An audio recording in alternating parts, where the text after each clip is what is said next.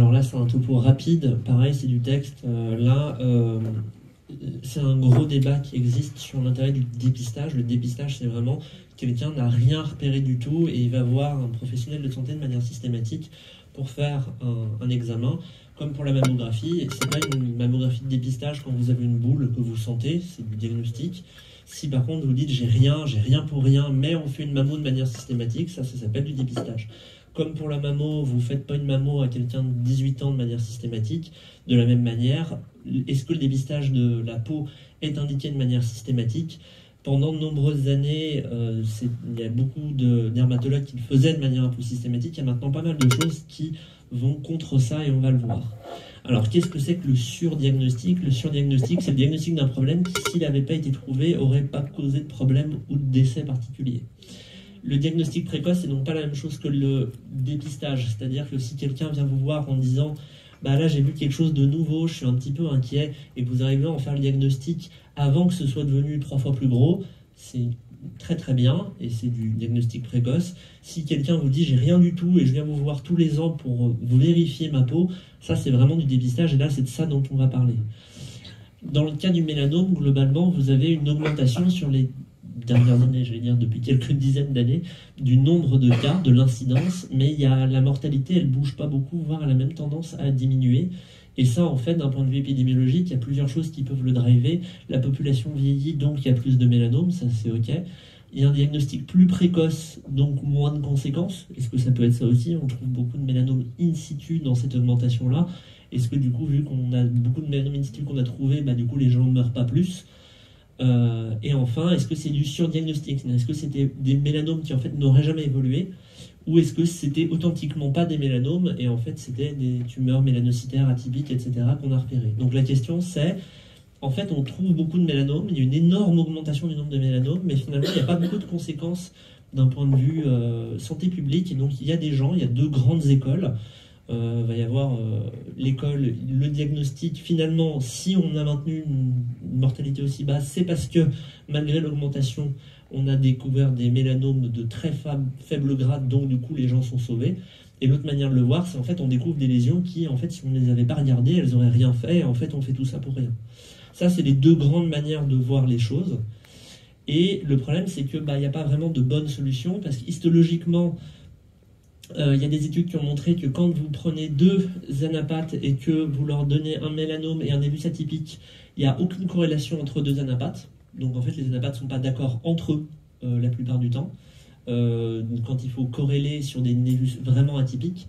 Donc ça montre que selon votre anapathe, c'est pas une chance sur 2, mais qu'en gros, il peut à la fois vous dire névus atypique ou mélanome, et que les critères ne sont pas assez fins pour pouvoir bien dire si c'est l'un ou l'autre. Quand c'est un truc vraiment évident, bien entendu, mais les lésions un peu douteuses, sera un peu à la gueule du patient, quoi. L'histologie, le mélanome, est-ce qu'il peut être indolent? Le problème, c'est qu'on va difficilement avoir envie de laisser une lésion qu'on sait être un mélanome pour voir si ça va évoluer. Ça ne semble pas être quelque chose de tout à fait raisonnable, puisque pour l'instant, on n'a pas de moyen de savoir quel est le mélanome qui va évoluer, quel est le mélanome qui va rester, voire évoluer tout seul. Il y a certains qui disent de limiter le dépistage systématique, donc on ne voit pas toute la population générale tous les ans, comme on verrait une jeune femme de 18 ans pour faire une mammographie, ça n'a pas de sens. De la même manière, moi je suis brun, j'ai les yeux foncés, je bronze pas bien, mais je vais jamais au soleil, je bosse en intérieur, j'ai pas de sport à risque, j'ai heureusement pas une maladie qui me met à risque. Ma probabilité d'avoir un mélanome dans ma vie, elle est relativement faible. En tout cas, j'ai pas de sur-risque. Ça sert à rien que j'aille tous les ans voir le dermatologue, parce que au bout de 80 ans, j'aurais fait 80 consultations et j'aurais très probablement jamais eu une mélanome. À l'inverse, une blonde aux yeux bleus qui a vécu 1 an en Erasmus en Australie et qui du coup a eu un lymphome avec radiochimiothérapie, on n'est pas dans le même sur-risque, et elle, probablement, il faut la voir d'un peu plus près. Il y a certains auteurs qui disent que sur les lésions de moins de 6 mm, on fait rien. Ça, c'est une façon de voir les choses. Je ne suis pas tout à fait d'accord, parce qu'il y a d'authentiques mélanomes de moins de 6 mm. Et encore une fois, on ne sait pas, du coup, lequel va évoluer. et du coup analyser les registres pour voir un petit peu comment les choses ont évolué. Et il y en a même qui disent que ce serait intéressant de faire de la nécropsie, c'est-à-dire de faire des analyses dermoscopiques sur les morts pour voir si on ne trouve pas des mélanomes qui du coup n'auront rien fait, en disant si on trouve un mélanome sur chaque personne qui est morte et que ça n'a rien à voir avec son décès, ça peut nous orienter sur le fait qu'en fait vraiment il y a certains mélanomes qui n'auraient pas tendance à vous tuer. Ça c'est des études qui ne sont pas faites, mais c'est des solutions qui sont dans divers articles, on va dire. Donc là vous êtes en train de vous dire, du coup mais est-ce que ça sert vraiment qu'on voit les gens, etc. Le diagnostic précoce par contre ça c'est important. Vous allez voir pourquoi. La Cochrane dit qu'il n'y a pas d'élément en faveur ou en défaveur du dépistage systématique. Donc pour l'instant, il n'y a pas de consensus de ce côté-là. Par contre, le confinement nous a montré pas mal de choses. C'est vraiment un test en vie réelle pour les partisans du « on arrête complètement de voir les gens de manière systématique ». Pendant le confinement, il y a eu une diminution du screening et des chirurgies, parce que du coup on ne pouvait pas. Et les seuls qui venaient, en fait, c'était les gens qui bravaient le confinement en disant « de toute façon, en fait, moi j'ai eu un mélanome, je dois être vu de manière annuelle, donc je m'en fous, je viens ».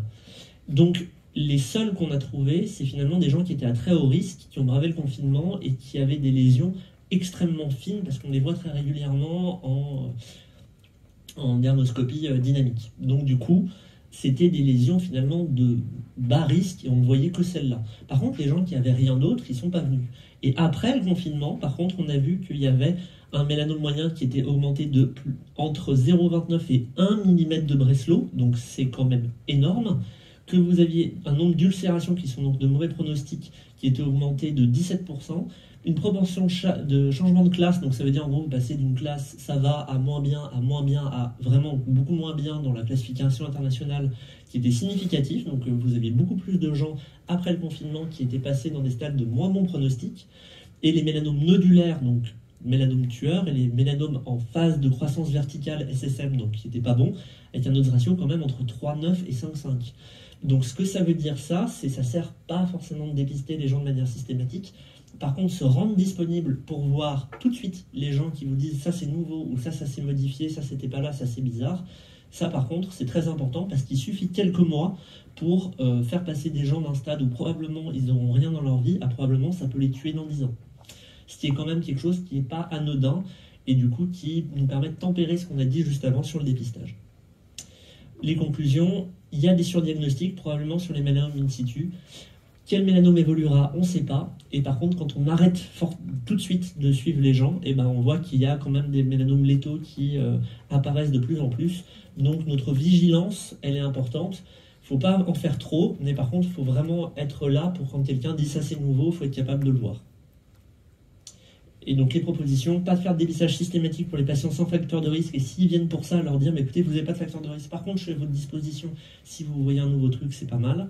Augmenter la connaissance des pros et des patients sur la photoprotection, les signes devant amener à consulter, ça bien entendu. Continuer le repérage et le dépistage des patients à haut et très haut risque, parce que eux on sait qu'ils ont un énorme risque. Et augmenter la connaissance des effecteurs de soins primaires pour le diagnostic précoce des cancers cutanés.